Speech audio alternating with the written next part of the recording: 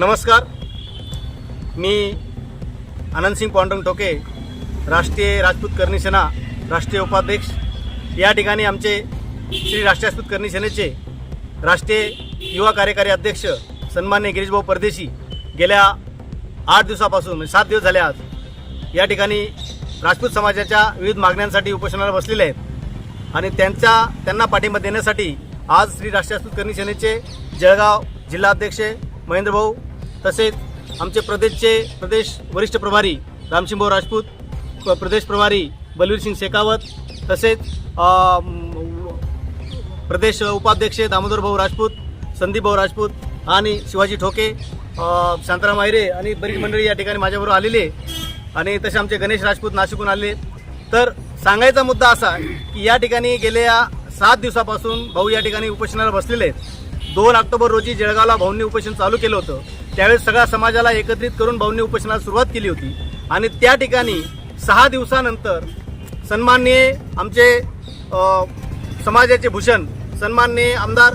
किशोरप्पा पाटील यांनी मध्यस्थी करून मुख्यमंत्र्यांशी भाऊंना फोन लावून दिला, आमच्याशी चर्चा केली आणि सगळ्या समाजाच्या नेत्यांशी चर्चा करून त्या ठिकाणी आप्पासाहेबांनी जबाबदारी घेतल्यामुळे त्या ठिकाणी 6 दिवसामध्ये आप्पासाहेबांच्या शब्दाला मान देऊन आम्ही त्या ठिकाणी उपोषण सोडलं होतं। परंतु ते उपोषण सोडत असताना गिरीश भाऊंनी आप्पांशी स्पष्टपणे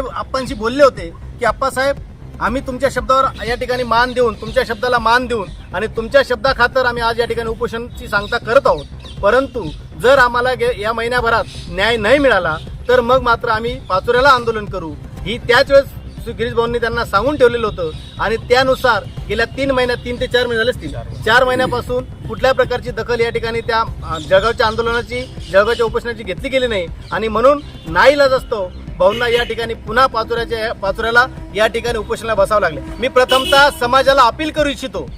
की हे आंदोलन कुठल्याही परिस्थितीला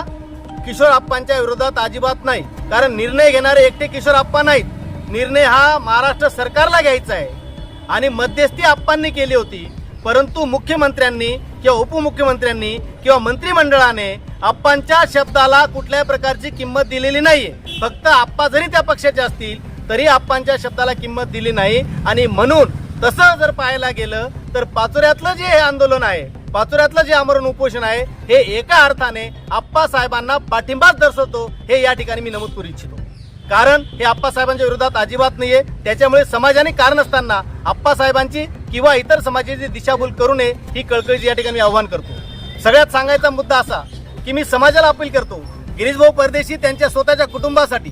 त्यांच्या मुलांसाठी किंवा त्यांचा उदरनिर्वाहासाठी आंदोलन करत नाहीये, ते त्यांच्या उदरनिर्वाहासाठी उपोषणाला बसलेले नाहीयेत। मग तुम्ही घरात बसून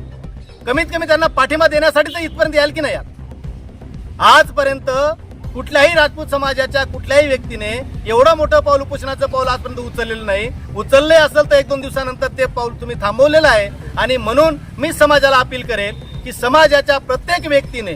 कुठल्याही प्रकारचा मागचा पुढचा विचार न करता या ठिकाणी आंदोलनात सहभागी व्हावं ही मी या ठिकाणी नम्र विनंती करतो। तसेच या ठिकाणी दिशा ही वेगळी झालेली दिसते आहे, परंतु 8 दिवस झाले प्रशासन असेल,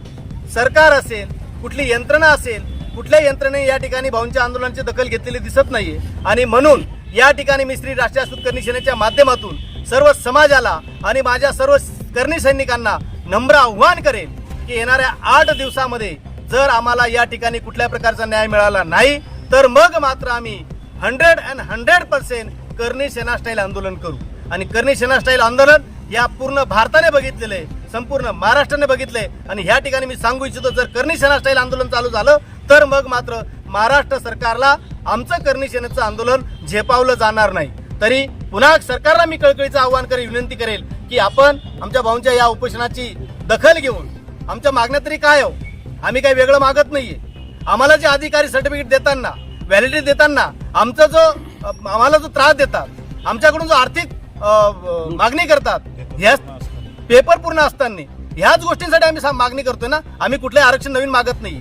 आम्ही आर्थिक विकास महामंडळ, छोट्या प्रत्येक समाजाला आर्थिक विकास महामंडळ आहे आणि ह्या महाराष्ट्रामध्ये 8.5% पोट जातीत 8.5% राजपूत समाज 12 पोट जातीमध्ये वाटला गेलेला असलेला समाजाचा कुठल्या प्रकारचा विचार केला जात नाही, ही खरोखर शोकांतिका आहे। आणि म्हणून आमच्या आमदार किंवा आमचे जे काही पदाधिकारी असतील, कुठल्याही पक्षाचे पदाधिकारी असतील, यांनाही मी विनंती करेल की साहेब, आपण या आंदोलनाला पाठिंबा द्यावा, या उपोषणाला पाठिंबा द्यावा आणि आमच्या मागण्या रास्त आहेत या आपण शासन दरबारी मान्य करून आपण या ठिकाणी आमच्या मागण्या मान्य कराव्या. जर समजा हे झालंच नाही तर मग मात्र आम्ही याच्या पुढील दिशा आम्ही सगळे पदाधिकारी एकत्र बसून आणि मोठे उग्र आंदोलन सुद्धा करायची वेळ आली तरी ते आम्ही करू, एवढंच या ठिकाणी सांगतो. धन्यवाद.